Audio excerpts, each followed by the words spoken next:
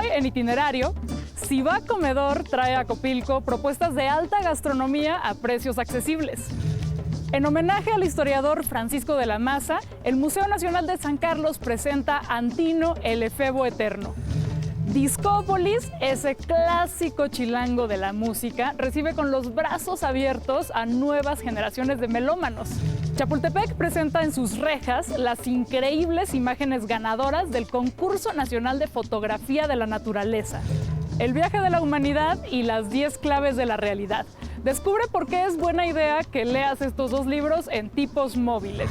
Con antiguas técnicas de revelado fotográfico, la artista visual Paola Dávila captura el momento sensible de las olas del mar. Te damos la bienvenida a Itinerario. ¡Comenzamos!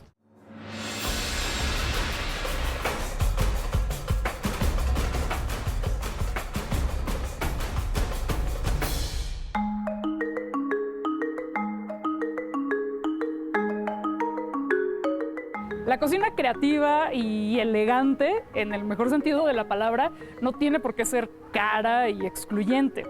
Esa es la filosofía de Ziva Comedor, un lugar donde los platillos más deliciosos, sorprendentes y hasta fotografiables son accesibles. Por estar tan cerca de la UNAM, estudiantes y personal educativo son el mayor público de este acogedor lugar. ¿Dónde estabas hace 20 años? Pues estudiando precisamente gastronomía. Ajá. Estuve en Francia viviendo un ratito aprendiendo gastronomía. Ajá. Después me vine a hacer aquí la licenciatura en gastronomía en la Universidad Anáhuac y después me fui a hacer prácticas con Enrique Olvera. Estuve casi 6 años con él, 7 años casi, en prácticas y trabajando con él. ¿Por qué decidiste hacer un restaurante que fuera accesible para muchas personas y que no fuera de estos restaurantes que pues, una entra y dice, no, me van a correr ahorita, no me van a dejar entrar? Yo estuve en Brasil con Alejandro Atala también, un chef muy importante. Él tiene una frase y dice que la comida no tiene que ser forzosamente cara. O sea, la elegancia está en tus manos. Entonces, tú puedes manejar productos endémicos de bajo costo y elevar su potencial. Entonces, en eso trabajamos, en decorar los platos y en tener bases. Primero que nada hay que saber hacer las cosas, viceversa, y después elevamos un poquito la técnica, o sea, a lo mejor estética, para que se vea bonito y que se te antoje. Como por ejemplo en este chile en nogada, o sea, tenemos todos los elementos de un chile en nogada, nada más que tú esperas ver el chile en nogada verde, o sea, sí, tradicional. En casi todos lados. Y aquí, por ejemplo, hacemos la gelatina de granada, hacemos el capeado, que a veces la gente quiere el capeado o sin capear. Aquí está, de hecho, la salsa de nogada, el acitrón y algunos frutos dentro del chile. Lo que hicimos es invertir la carne por fuera, como si fuera un rollito también como de estilo japonés, ¿no?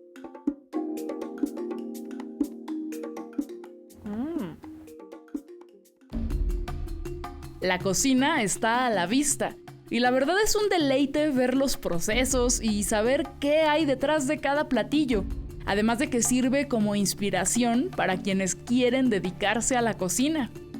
Esta es una infladita con carne al pastor, lleva su jardín, como todo taco al pastor. Claro.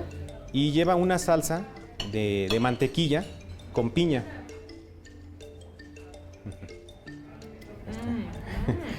Una base que tenemos en el restaurante es nosotros hacer todo lo que cocinamos. Es pasta fatta en casa, como se dice en Italia, pero aquí lo que hacemos es agregar producto endémico del país, México, el huitlacoche, salteado con un poquito de ajo, champiñones y un poquito de pasote. Mira, esta es una tarta Santiago, es una tarta tradicional de España. Es una tarta que es a base de almendra. Es un bizcocho suavecito.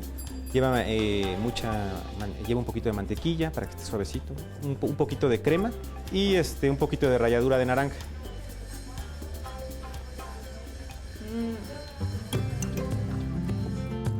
El menú va variando según las temporadas y los ingredientes disponibles, así que hay sorpresas cada cierto tiempo. Siva Comedor está muy cerquita de Metro Copilco y abre de lunes a sábado.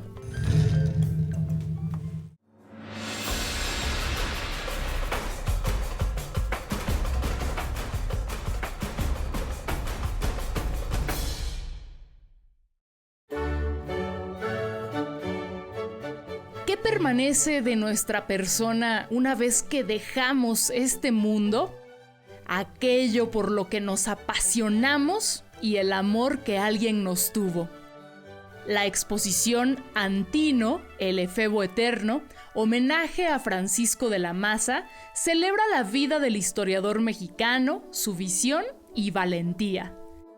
Francisco de la Maza fue uno de los pioneros de la historiografía del arte en México. Defensor del patrimonio artístico y estudioso del arte novohispano, fue también un apasionado investigador de la antigüedad grecolatina. A este tema pertenece el libro considerado por muchos su mayor obra, Antino, el último dios del mundo clásico. La exposición está considerada, o se consideró por el curador Jaime Cuadriello, como una suerte de atlas, en donde la investigación de Francisco de la Maza se desplegara en las paredes del museo. Hay un rigor académico completo, realmente del que hay que aprenderle a Francisco de la Maza.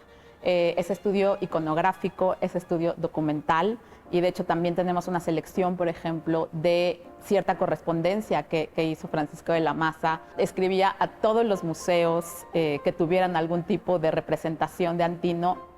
A todos les escribió. Uno muy particular es el que está en el Museo del Prado, y que afortunadamente hoy tenemos una copia. La Real Academia de San Fernando en Madrid hizo un nuevo modelo de ese Antino, hizo un nuevo vaciado y lo trajimos a México como una donación de la Real Academia de San Fernando. Y es particularmente importante porque era una de las representaciones que a Francisco de la Maza más le fascinó.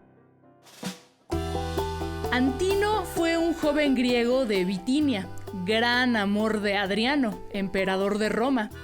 A sus 19 años murió ahogado en el río Nilo, bajo circunstancias aún no aclaradas. Adriano asumió el dolor de su pérdida y lo transformó en el mandato de rendir culto a Antino y su juvenil belleza. Para los griegos y romanos, la belleza estaba a la par de la virtud. Era evidencia de lo divino y, citando a De la Maza, había un verdadero culto. Por eso, cuando Adriano convirtió en dios a Antino, la devoción llegó a todo el imperio en forma de estatuas, bustos y demás obras de arte. De la Maza tuvo a su propio Antino, el brillante historiador Raúl Flores Guerrero, su pareja sentimental, muerto a los 30 años por una depresión autodestructiva.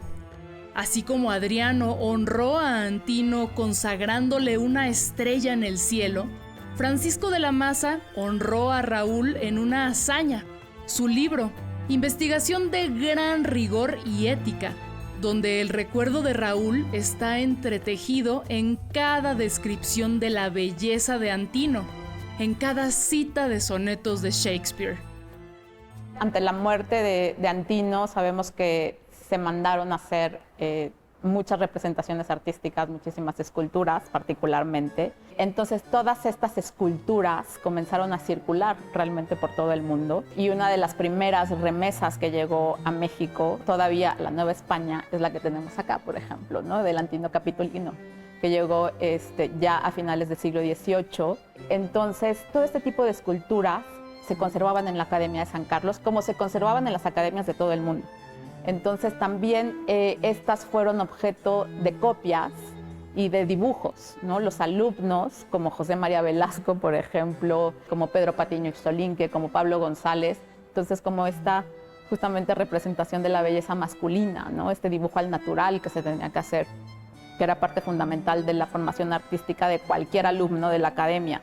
Entonces, realmente es por eso que tenemos tantos ejemplos que hoy afortunadamente sigue conservando la antigua Academia de San Carlos. Y por eso también es realmente esta importancia de la figura de Antino también en el mundo de las artes, en el mundo de la Academia de las Artes. La exposición Antino, el efebo eterno, reúne escultura, pintura, grabado y otras piezas antinoicas de destacados integrantes de la antigua Academia de San Carlos. También exhibe parte del archivo personal de la Maza y su correspondencia con Marguerite Yourcenar, autora de Memorias de Adriano. Visita Antino, el efebo eterno, exposición en homenaje a Francisco de la Maza, hasta el 30 de octubre en el Museo Nacional de San Carlos.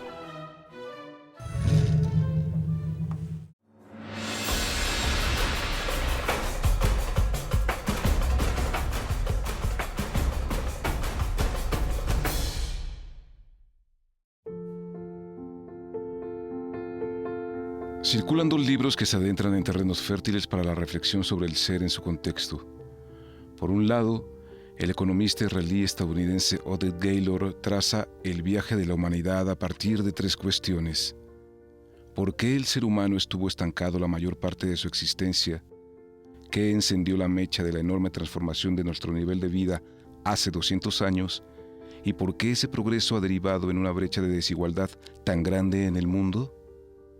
Gaylor busca los indicios para entender 2 de los grandes misterios de la evolución humana, el progreso y la desigualdad. Profesor de la Universidad de Brown y fundador de la teoría unificada del crecimiento, Gaylor ha sido pionero en el estudio del impacto de los procesos evolutivos, la diversidad poblacional y la desigualdad en el desarrollo humano, líneas que, en el viaje de la humanidad, conducen una odisea de la que también participan la genética y la realidad geográfica.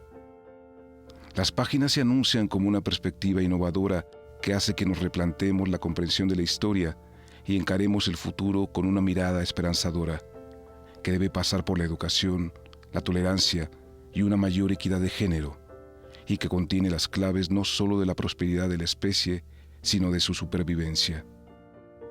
Por otro lado, el polaco-estadounidense Frank Wilczek, que con David Gross y David Politzer obtuvo el Premio Nobel de Física de 2004, aborda en Las 10 claves de la realidad una exploración con base en las revelaciones de la ciencia moderna.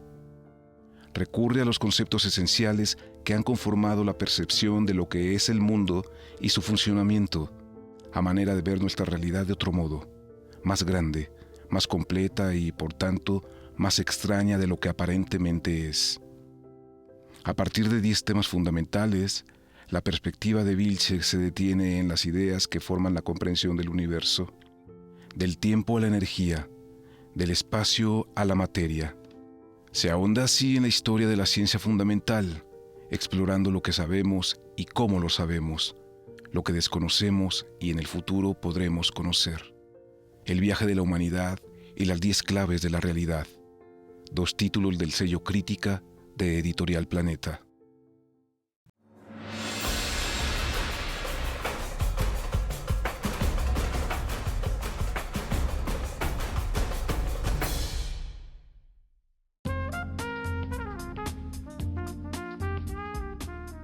Toda mi producción artística tiene como eje o como disciplina transversal la fotografía, aunque no necesariamente todos los proyectos que he realizado terminen en una foto como tal, ¿no? La fotografía la utilizo como base o es mi punto de partida, digamos. Me interesa mucho el proceso, en todos mis proyectos es muy importante el proceso dentro de ellos y es durante este proceso que generalmente como surgen nuevas reflexiones, ¿no? Donde algún proyecto en específico de pronto toma una suerte de detour y se termina convirtiendo en otra cosa. Entonces, para mí, el estar involucrada en la elaboración de las piezas de principio a fin, inclusive me involucro muchísimo en el montaje, ¿no? Cómo va una pieza enmarcada, cuál es la salida final, porque creo que es lo que va a terminar redondeando todo el proyecto. He trabajado mucho con gráfica, he hecho textil, he hecho video y básicamente, ¿no? Pero También algunas de mis piezas fotográficas no necesariamente, o hay gente que pregunta, bueno, pero esto es fotografía, porque surgen a partir de mapas o de aplicaciones, ¿no? de mapeo y terminan en una técnica analógica. Incluso trabajo mucho con procesos antiguos, ¿no? Con platino paladio, con cianotipia, etc. Y bueno, lo último que he estado haciendo, estoy más involucrada con técnicas antiguas, ¿no? Como he hecho algunas piezas en platino paladio, que es una técnica, pues, la técnica fotográfica más fina de impresión. Y recientemente, los últimos 4 años, me involucré así de lleno en la cianotipia, que es pues una técnica que es casi igual de antigua que la fotografía misma, proceso que se revela con agua, es una técnica que se revela con agua. Entonces, prácticamente es muy simple que tú puedas realizar el proceso completo y tener el control de todo lo que está pasando. Siempre he trabajado mucho reflexionando en torno al habitar, ¿no? Y el paisaje, entonces siempre ha habido esta mezcla de proyectos, de conceptos en mis proyectos. La cianotipia es una mezcla de sales, puedes agregar, hay distintas fórmulas. Yo trabajo con la técnica, con la mezcla más tradicional, que es el citrato férrico amoniacal y ferricianuro de potasio, ¿no? Se disuelven en distintos gramajes y la mezcla se disuelve en agua y la mezcla es 1 a 1. Se mezclan y la mezcla generalmente yo la dejo reposar un día para que asiente y para que tenga un poco más de intensidad. Luego esta mezcla se puede aplicar sobre casi cualquier tipo de soporte, lo puedes aplicar desde tela, papel, incluso se puede aplicar en vidrio, en madera, en porcelana. Entonces es una técnica muy flexible, ¿no? Y que también se presta mucho para experimentar y para encontrar como nuevas soluciones. Esto lo aplicas sobre un papel, dejas que se seque dependiendo de la intensidad que quieras. Entonces dejas que el papel seque y generalmente en una habitación oscura que no le dé la luz directa. Y bueno, es una técnica que funciona por contacto. Tú puedes tener un negativo a la escala del tamaño del papel o puedes tener pues, objetos que le puedes poner, ¿no? Y pues bueno, pones tu papel, el objeto o tu negativo y generalmente es importante que le pongas un vidrio que tenga cierto peso y que se fije para que tenga un contacto directo. Entre más cerca, pues vas a tener más nitidez y la sensación de enfoque, ¿no? Porque si se llega ligeramente a pandear o a despegar, pues de alguna forma como que se desenfoca la imagen. Una vez que tu copia es expuesta, es que las sales son oxidadas, y luego la meto a un revelado, que igualmente es agua, aproximadamente entre 24 y 36 horas, que vas a llegar al tono final de la pieza. Mi nombre es Paola Dávila y soy artista visual.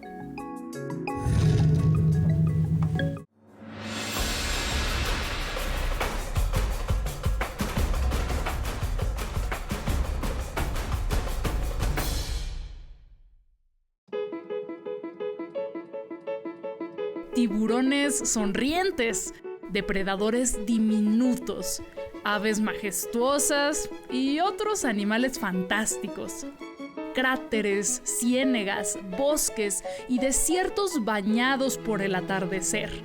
La biodiversidad de México llega a las rejas de Chapultepec con la 4ª edición de la exposición Visiones de nuestra naturaleza. Sobre Reforma, las rejas del bosque de Chapultepec se convierten en una galería al aire libre que presenta las 74 imágenes finalistas del 6º Concurso Nacional de Fotografía de Naturaleza. Amateurs y profesionales por igual, 53 participantes de diversas partes de todo el país comparten su pasión por la imagen y su visión del valor artístico y científico de los ecosistemas mexicanos. Visita la exposición Visiones de nuestra naturaleza hasta el 23 de septiembre. O bien, entra a www.mosaiconatura.net para conocer los trabajos ganadores.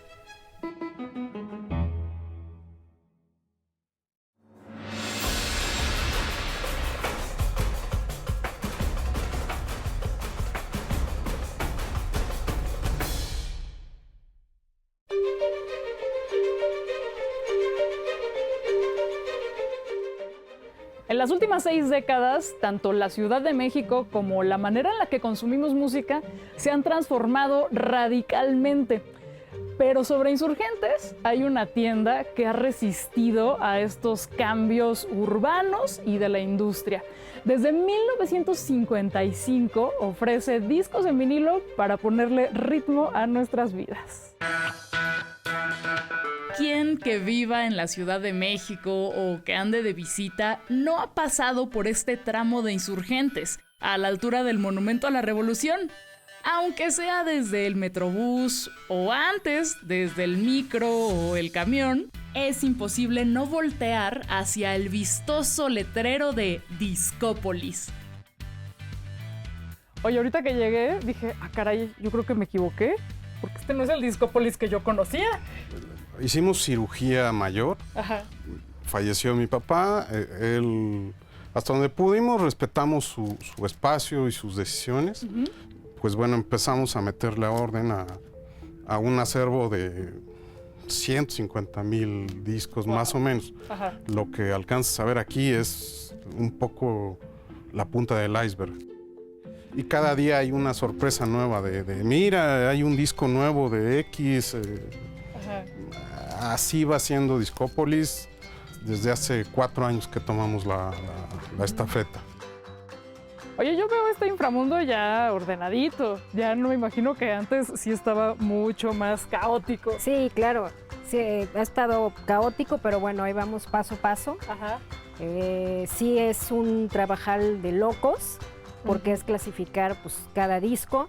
Sí. Entonces lo que yo hice básicamente es pues tomar una bolsa y empezar un bonche, digamos, ¿no? Un bonche y empezar a clasificar manual. Ajá. Porque de hecho aquí tengo mi cuaderno, que es mi tesoro, es nuestro tesoro. Sí.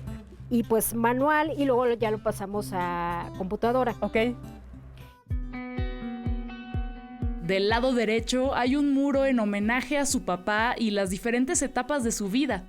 Desde los años 30, con una lámpara Art Nouveau y una foto de la abuela, un póster de Jorge Negrete. Más adelante, la máquina de escribir en la que preparaba sus programas de radio, pasando por México 68, diferentes aparatos para escuchar música, una foto suya muy galán, instrumentos musicales y, por supuesto, varios discos. Luego, en la vitrina del lado izquierdo, hay memorabilia musical, tecnológica y de cultura pop que une a las diferentes generaciones que han pasado por la tienda. ¿Qué tipo de discos vendían? Eran discos de todo. Otra variable de ellos es que iban al pasaje de Catedral, porque ahí estaba una estación de radio que era 620. Ajá. Entonces la selección musical de esa época era pues rancheras, música norteamericana, foxtrot, grandes bandas, los comienzos del rock and roll. Y los discos venían principalmente de las disqueras y lo que buenamente llegaba a importarse, ¿no? Y ya entra la música popular mexicana, ¿no? Al día de hoy uno de los grandes de la tienda es José José, por ejemplo, ¿no? El disco, más allá de una pieza de vinilo, un elemento que contiene diferentes simbolismos, ¿no? Historias de los abuelos, de la familia, de la ciudad. De inmediato pones a uno y te va evocando a los 50s, a los 70s, no sé, a una época en la que quizá guardas buenos o gratos recuerdos, pero siempre hay este referente, esta especie de máquina de tiempo, ¿no? Musical. Por el momento, Discópolis solo abre los fines de semana, pero también los puedes contactar por redes sociales si buscas algún disco en específico. De la Tabacalera hasta Copilco, descubre lo mejor de la interminable Ciudad de México en Itinerario. Nos vemos la próxima semana.